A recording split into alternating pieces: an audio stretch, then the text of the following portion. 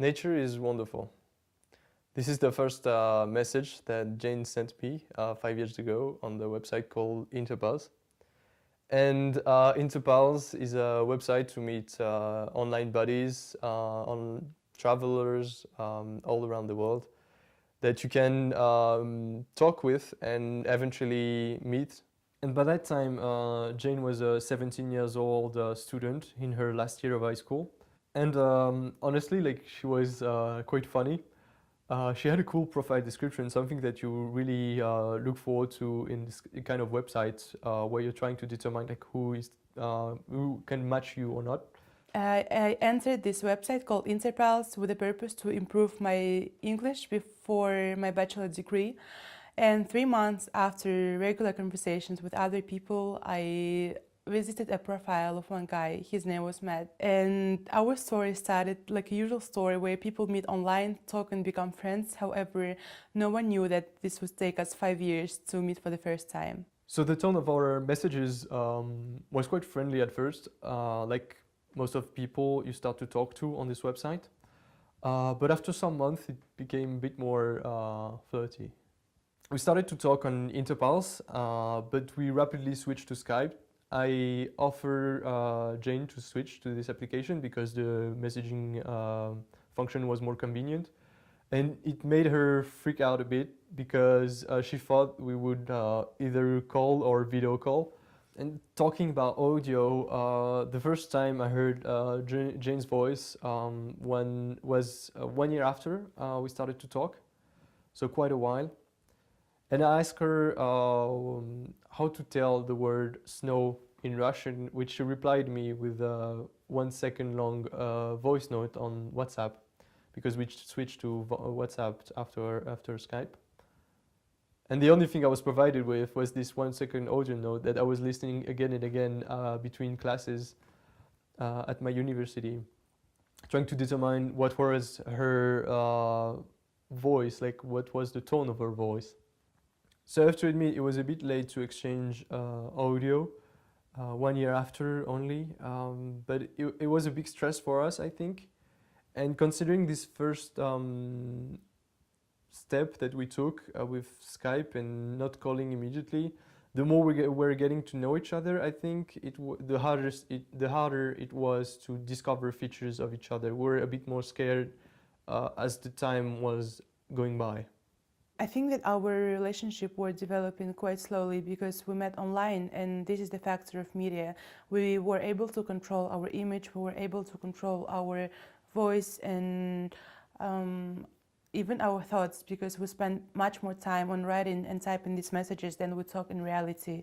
And this is why when we were challenging ourselves for all these first audio messages, first calls, it was a big step, because we got used to stay in front of the screen where we would be under our total control and there is no improvisation here. So it was a bit of a stress. It's like the more control you have, the harder it becomes to be yourself, to be easygoing and just to talk as you are in reality. Even though the audio was quite a big thing to discover each other's feature, it was also, I think also a big part was about little confessions and big confessions, such as my virginity at the time. I was 20 years old and I was still a virgin, for example. This kind of like intimate sharings were the beginning of a build-up of a bigger relationship, more than friends, I think. That really got us more close to each other and really created a zone of comfort for each other. And this is how we started a relationship without ever seeing each other for real. We saw each other in video, we saw each other in pictures, we heard each other's voice through audio notes on WhatsApp, but we never saw each other. And so despite all these like lifelong plans and all these ideas, you still have the lack of physical sensation. And so one time, to overcome this, Jane requested me to send one of my t-shirts to Kazakhstan, which I did, with a little drawing that I was really proud of. And yeah, the most funny thing about that was that she requested me also to be able to smell, to know what my smell was. So I wore this T-shirt for 2 days straight before sending it to Kazakhstan. Besides all this environment, different environment, we also still didn't know what it feels like to touch each other, and this is why sometimes Matt was fantasizing about touching my soft hair, but by that time it wasn't really soft, so I had to buy some shampoos to match the expectations of each other, and we had a lot of situations like that. This is how we're trying to create this sense of reality and to transmit as much information as possible about us, so that it is real, even if this is virtual. And of course, this lack of a physical sensation was a big drawback for us. But since we had a big trust in each other and very strong emotions, I never had this feeling of being with someone I've never met before. Never had this thought, never had this feeling. As long as it was staying between us, it was fine. But once you share with friends or family the situation you are in with this person, this distant relationship, it can become more problematic. And when a young 20 years old student hear such things as she's too far, you're losing your time, it'd be easier for you if you were with someone else, it rapidly became unbearable for me to have this type of comments on my relationship.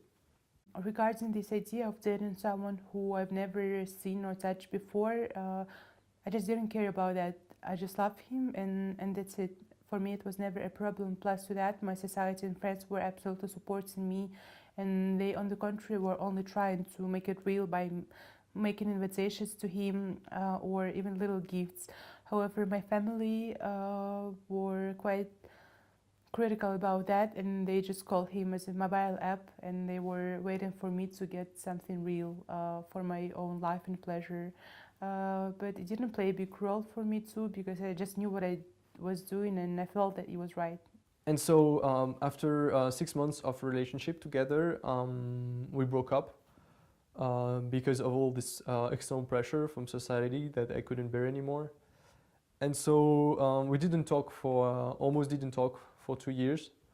The only calls she was giving me, trying to understand what I was going through when I was mostly keeping silent. The only calls like she was giving me, I was mostly rejecting them. And so after 2 years of different adventures on my side, trying more normal relationships, real relationships, or even going on mobile application, dating app such as Tinder or stuff like that, I couldn't bear being without her. Jane is a very unique person, and she really taught me in the past, before when we were still together, to feel real emotions that I totally got rid of to protect myself because of people hurting me in the past. At the beginning of our talk, when we started to talk again after our 2 years break, Jane thought it was a smart idea to invite me to Kazakhstan, to challenge me to come into Kazakhstan, telling I'm not leaving my horses and sheep, mentioning that she wouldn't do a thing to get me back because I hurt her in the past. And so I took her to her own game. I told, okay, all I need is a new passport and I'm coming to you in December. After he agreed, I started to experience a lot of fears, and especially this thing that after we broke up, I gained some weight, and I was a bit afraid of that. And I felt that I need to postpone it, but at the same time, postpone it. 5 years aren't enough. We started to freak out a bit, mostly on her side. I started to freak out a bit later, 48 hours before my plane, where we were rushing in every direction, trying to prepare every plans we had, as if these 10 days were a condensed date that we had to spend a year to do. It was really intense. And we agreed that I will grab him alone on my own from the airport and we will just go home. However, everything was so messed up in my mind that I arrived with my grandfather, my sister, and my best friend.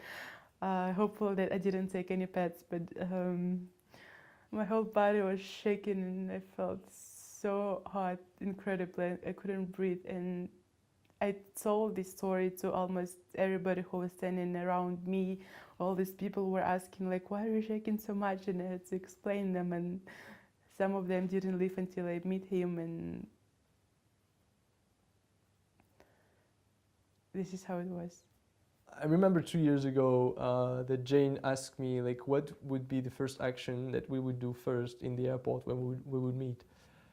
And I answered, like, we would hug, definitely would hug. It would be impossible to kiss. And it happened.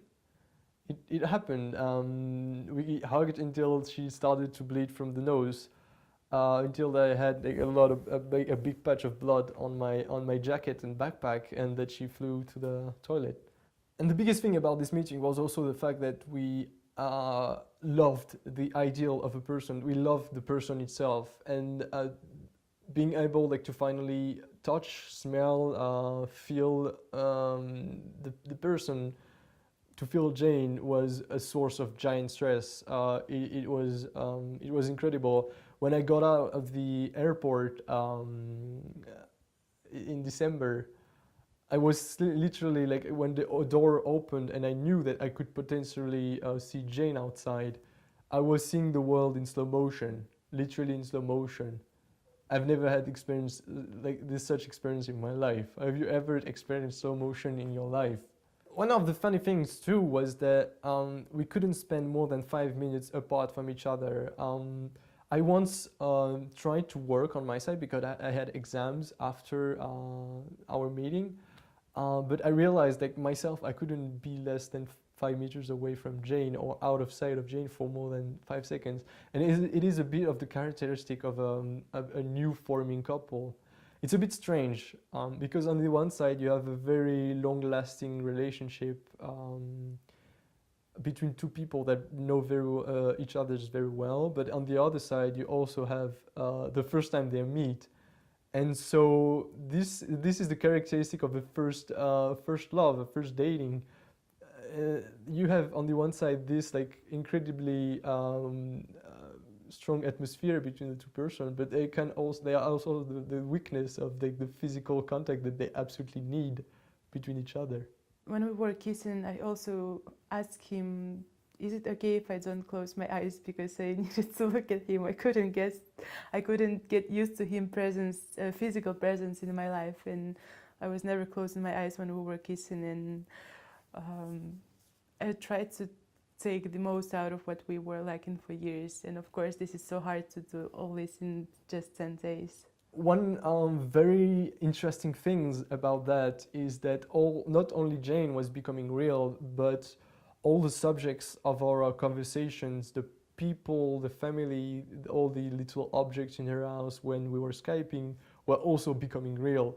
So it was a huge, overwhelming phase of stress and emotions and things like that. Like we spent 10 days crying only. Right now it is March 2017, so it's my second time coming to Kazakhstan.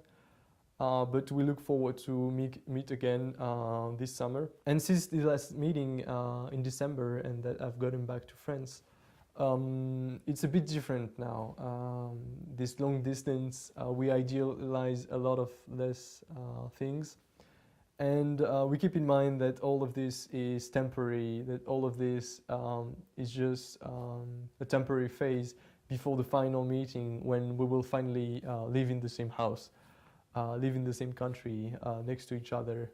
Living on distance becomes easier only if you have a plan in advance, only if you have a planned trip, only if you know in advance that you're gonna meet exactly on exact day, and you know that this trip is gonna happen.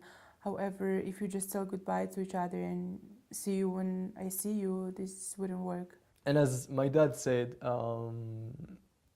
there is always, in any situation of life, travels, relationships, there is always someone who leaves and someone who stays. And I hope we will both finally stay.